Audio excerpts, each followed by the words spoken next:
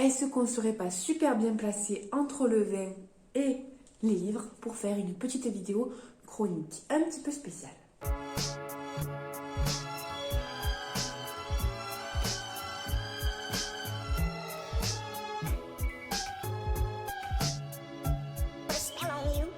Je vous souhaite la bienvenue dans cette vidéo. Nous allons faire, donc, comme je le disais dans l'intro, une petite chronique qui va regrouper deux classiques de la littérature que j'ai lus cet été, à moitié un petit peu sur l'automne aussi, qui m'ont pris beaucoup de temps, beaucoup d'énergie, mais qui m'ont procuré pas mal d'émotions. Alors, ce sont deux classiques, pas au même sens, puisque nous avons un classique comme on l'entend à l'école. Il va s'agir du Comte de Monte Cristo de Alexandre Dumas. Donc ici, j'ai le tome 2. Où est le tome 1? Il a disparu. Non, il est là. Voilà. Le tome 1, le tome 2, donc aux éditions Pocket, collection classique. Les nouvelles petites éditions de Pocket qui sont vraiment très mignonnes. Ensuite, un classique au sens plus de l'horreur. Voilà, un classique de la littérature horrifique. Et j'ai nommé Le Grand, l'unique, ça de Stephen King. Tome 1, tome 2 qui forme un beau coffret que j'ai ici. Voilà pour les petites présentations livresques. Nous allons commencer tout de suite par Le Comte de Monte Cristo d'Alexandre Dumas. C'est parti. De quoi ça va causer ce livre? Ça va causer en fait d'une certaine année, 1815, et elle a toute son importance. D'abord, nous sommes donc avec notre Edmond Dantès, qui est un marin jeune, mais assez charismatique, qui a quand même de la prestance. Il est donc destiné à être le futur capitaine. Oui, mais voilà, il est puissant, il a tout pour lui, il a sa petite chérie Mercedes à Marseille, il est heureux comme un pape. Mais rien ne va se passer comme prévu puisque il va attirer la jalousie, la haine, l'envie. Et ces trois ne font pas bon ménage. Il va terminer donc, il va être la victime en fait d'un complot et sa vie va un peu déchanter. Sa vie va devenir un cauchemar. Et du coup, nous allons le suivre dans sa descente aux enfers, hein, concrètement, et aussi dans la peau du comte de Monte Cristo qui va préparer sa vengeance et du coup vouloir se venger de ses détracteurs. J'ai lu donc Le Comte de Monte Cristo dans le cadre d'une LC que j'avais organisée sur Instagram avec un groupe d'Instagrammeurs qui étaient tous très sympathiques. On l'a lu ensemble, on s'est motivés tout au long de l'été, voilà, on a motivé les troupes et on a très bien kiffé, hein, ce que je sais. Ça a été une réussite cette LC. On n'a pas eu trop le temps de débriefer entre nous parce qu'on n'était pas tous au même moment de lecture. Je ne sais pas si on va pouvoir le faire d'ailleurs. Mais en tout cas, on a sur le moment tous bien aimé notre lecture, j'en ai l'impression en tout cas. Il faut savoir que ce livre n'a pas été un coup de cœur, je veux dire dès que j'ai terminé, ça n'a pas été un coup de cœur fulgurant qui m'a terrassé comme certains livres ont pu le faire. Cependant, j'y repense toujours, j'y repense encore. Et dès que j'y pense, j'ai une espèce de cocon, de nuage réconfortant qui vient m'envelopper en fait, et je me dis que c'est une lecture doudou, que c'est une lecture que j'ai aimé faire et que j'aime me remémorer parce que elle m'a procuré plein d'émotions, de sensations et qui me sont chères en fait, qui me réconfortent, qui me rassurent. Et quand je me rappelle cette histoire, je me rappelle surtout avoir été vraiment embarquée dans les aventures de Edmond Dantès. Et je me rappelle avoir été totalement immergée dans ce livre, donc c'est vraiment un super sentiment. Pourquoi il faut lire Le Comte de Monte Cristo? Parce qu'en fait, nous allons être avec une fresque de personnages. On ne va pas s'ennuyer, on va passer voilà, d'une époque à l'autre, d'une ville à l'autre, d'un personnage à l'autre. On va se rendre compte que le Comte de Monte Cristo prépare toujours un mauvais coup, qu'il a toujours un coup d'avance. On va être aux premières loges quand le Comte de Monte Cristo va faire un coup tordu. On va se régaler, on va avoir ce sentiment de satisfaction en fait, chaque fois qu'il va exercer sa vengeance. Voilà, c'est vraiment une histoire où il ne faut pas le prendre comme un classique au premier sens du terme, où voilà, ça va être le côté un peu barbant, un peu pompeux. Là, pas du tout. L'écriture, parlons-en, elle est assez fluide, on se laisse totalement porter, il n'y a pas de fioriture, mais pourtant elle est étudiée, elle est belle, sans être totalement ornée de mille et un mots, de mille et une phrases, de je sais pas combien de longueur, voilà. Elle va droit au but, elle nous emporte, forcément, puisqu'à l'époque, c'était roman feuilleton, donc je sais pas exactement le système, mais chaque mois ou chaque semaine, il y avait un chapitre qui sortait, et du coup, il ne pouvait pas se permettre de perdre des lecteurs. Il fallait qu'il soit toujours inventif pour les embarquer, il fallait pas que son écriture soit trop chiante à lire et barbante. Donc forcément, l'écriture a quelque chose de droit au but, en fait, qui vous porte, qui vous happe, et du coup, ça ne présente pas vraiment un effort sublime de concentration pour comprendre ce qu'il veut dire. C'est pas du tout ça, et on est direct embarqué dans l'aventure, dans l'action. Donc c'est vraiment chouette. Après évidemment ce sont deux grosses briques et il faut savoir dans quoi on s'embarque. Voilà, moi je l'ai lu tout un été, donc ça prend du temps, ça prend quand même de l'énergie. On est embarqué dans un siècle qui est compliqué à suivre. Nous avons d'abord nos 1815, Napoléon, puis ensuite l'exil de Napoléon, la restauration, la monarchie de Juillet. Il y a plein d'éléments, je crois qu'on le suit sur 20 ou 30 ans. Qui se passe, et c'est vrai que c'est un siècle assez complexe en termes d'histoire, surtout quand la grande histoire se mêle à la petite, et là elle est quand même en arrière-plan mais assez importante, hein, c'est vraiment le cœur du complot, hein, au début, donc c'est vrai qu'il faut quand même suivre, mais ne vous inquiétez pas. Et ce qui est bien, c'est que quand il y a beaucoup de personnages, nous pouvons nous attacher à certains, aimer détester d'autres. Voilà, par exemple, moi je n'ai jamais pu m'empiffrer Mercedes, la chérie d'Edmond Dantès, hein, vraiment je n'ai jamais pu me la sentir, et j'assume, hein, tout simplement, mais il y a des méchants que j'ai plutôt bien aimés. Edmond Dantès parfois m'a vraiment fait de la peine, parfois il m'a agacée, d'autres fois j'ai été admirative en fait de sa ruse. Voilà, on oscille toujours entre plusieurs émotions en fonction des personnages, en fonction des actions de ceux-ci. Donc c'est vraiment quelque chose les montagnes russes en fait, et ça vous transporte tout simplement. On va aussi voyager de ville en ville. Au début nous allons être à Marseille, après on va être donc un peu au Château d'If, un peu à Paris, un peu à Rome. Vraiment, ça va être un voyage en termes de personnages, en termes d'époque et en termes de ville. C'est vraiment riche aussi en termes de description. Ça nous fait voyager et on adore en fait être avec ces personnages-là. On plonge complètement dans les pages pour nous retrouver dans ces aventures. C'est une véritable épopée aventurière, on va dire, même si ça ne veut rien dire. Mais c'est vraiment ce que j'ai ressenti et je lirai, je pense, d'autres Dumas parce qu'il m'a totalement subjuguée. Et comme je vous dis, quand j'y repense, je suis totalement encore sous le choc, sous le charme de cette histoire, même de cette fin que j'ai beaucoup aimée. Il aurait pu partir dans plein de choses, mais il a voulu justement prendre cette direction-là et j'ai vraiment apprécié. J'ai fermé ce livre avec une espèce de « Oh non, les personnages vont trop me manquer, ça va être horrible. Quel sens va prendre ma vie ?» quoi. Donc je pense que quand même c'est un petit coup de cœur, hein, vu comme j'en parle et vu comme je suis toujours aussi enthousiaste en y repensant. En tout cas, si vous voulez le lire, ne le prenez pas comme un classique. Prenez-le comme un livre qui va vous régaler de page en page, avec dans le tome 1 un peu plus quand même de longueur en termes de pages, mais aussi en termes de lenteur, parce que la machine se prépare, la machine s'échauffe, voilà, doucement, mais il y a quand même pas mal d'action, c'est quand même plus dynamique qu'un Flaubert, hein, concrètement, voilà. Et le tome 2, c'est le feu d'artifice, et c'est tellement jouissif en fait, toute cette vengeance, c'est juste jouissif. Donc les deux tomes sont assez complémentaires, je les ai autant aimés l'un que l'autre. Celui-ci est plus riche en action, mais celui-là est assez riche en termes de rouage, de préparation, de vengeance, et de tout ce qui arrive aussi dans la première vie, si on veut, d'Edmond Dantès. Donc voilà, les deux tomes sont vraiment complémentaires, ils sont vraiment tous les deux top, alors chacun à leur sens, hein, chacun... Le découpage a été vraiment clairement en fait dessiné par les maisons d'édition, c'est assez pertinent et vraiment cette œuvre il faut la lire. Je pense que ça restera un de mes classiques préférés à la fin de ma vie. Voilà, quand je ferai un classement, je pense qu'il reviendra très probablement dans le top 10. Je passe ensuite au second classique de l'horreur cette fois. J'ai donc nommé le Ça de Stephen King, donc je vous l'ai déjà présenté au livre de poche. Alors, ce livre-là, j'ai fait une IGTV dès que j'ai terminé, voilà. Je ne pouvais pas ne rien dire quand j'ai terminé ce livre. Il fallait que ça sorte, il fallait que j'expulse mon sentiment en fait, concrètement. Déjà, je l'ai lu dans le cadre de Un King par mois ensemble, ce sont plusieurs booktubeurs qui ont organisé cette espèce de challenge que l'on retrouve sur Facebook, surtout sur Facebook, sur un groupe Facebook particulier, je vous en ai déjà parlé.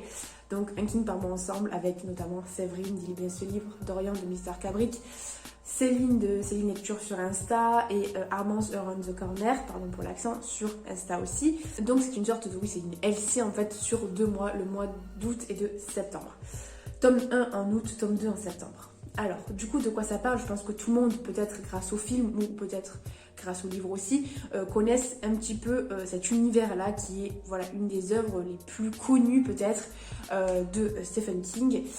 Nous sommes donc à Derry, dans le Maine, une ville fictive qui a été créée de toutes pièces par Stephen King et où une espèce de malédiction rôde puisque le mal avec un grand M a une sorte de cycle. Chaque à peu près 30 ans, il revient pour commettre des choses pas très très gentilles, on va dire. Et voilà, sur le chemin du ça, voilà, de It, va se placer un groupe de gamins qui se nomment les ratés, que l'on nomme les ratés. Ils sont au collège, je crois, à peu près. Ils se rencontrent tous d'une manière assez, comment dire, fortuite. Et ça colle, voilà. Ils sont amis, il y a une sorte de cette espèce de destin qui les relie, qui les noue entre eux. Ils s'entendent tous très bien, ils sont tous complémentaires. C'est tous des gamins super attachants et ils vont donc... d'une manière que je vais taire, puisque ça arrive très vite, mais quand même, il faut laisser le suspense. Ils vont se mettre en tête de combattre cette espèce d'entité qui prend la forme d'un clown ou d'autres choses aussi. Voilà, donc c'est un roman, si on veut, très horrifique en fait, puisque le ça va représenter les peurs les plus enfouies des gamins et d'autres personnages également. Donc voilà, ça va être un peu cette histoire-là. Donc c'est vraiment un résumé du début. Après, il va y avoir plusieurs temporalités, âge, les enfants et l'âge adulte. Donc ça va être une espèce d'entremêlement assez savant entre plusieurs temporalités. Il y a aussi une autre narration, enfin bref, ça semble complexe, mais voilà, si vous suivez un petit peu, que vous êtes un peu concentré, je pense que ça passe vraiment bien. Alors j'ai vraiment adoré ce premier tome, j'ai une petite préférence pour la première temporalité quand on suit les gosses, parce que je trouve qu'il y a cette espèce d'innocence, cette espèce de croyance, de foi, d'espoir qui est propre à l'enfance, que Stephen King arrive parfaitement à décrire, qui est magique en fait, presque. Et j'adore en fait quand il parle voilà, d'une bande de gosses qui, à leur manière, à leur niveau, essaient de déjouer les plans du mal en fait.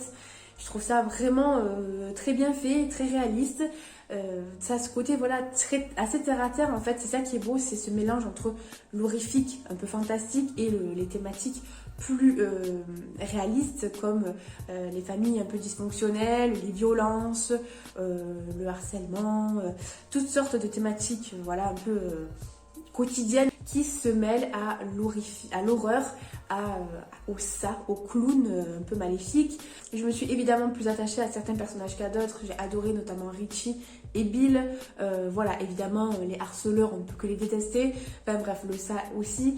Donc ça va être un peu cette espèce de combat un petit peu manichéen, on va pas se le cacher. Mais parfois on aime ça hein, aussi. Entre le bien et le mal. Entre aussi comment l'enfance, ça va être assez métaphorique. Comment l'enfance, comment l'innocence de l'enfance peut battre quelque chose qui est aussi pourri que ça. Voilà, et ça va être très beau en fait. Et comment chaque adulte peut garder une part de l'enfant qu'il a été. Ce tome 1 a été pour moi vraiment presque un coup de cœur, quelque chose qui m'a fait flipper, je vais pas vous mentir, ça est pour l'instant le livre de King qui m'a fait le plus peur. Cimetière confondu, hein, je veux dire, ça vraiment, si vous êtes un peu une flippette et que vous savez pas par quel King commencer parce que vous avez peur d'avoir peur, ne lisez pas ça d'abord.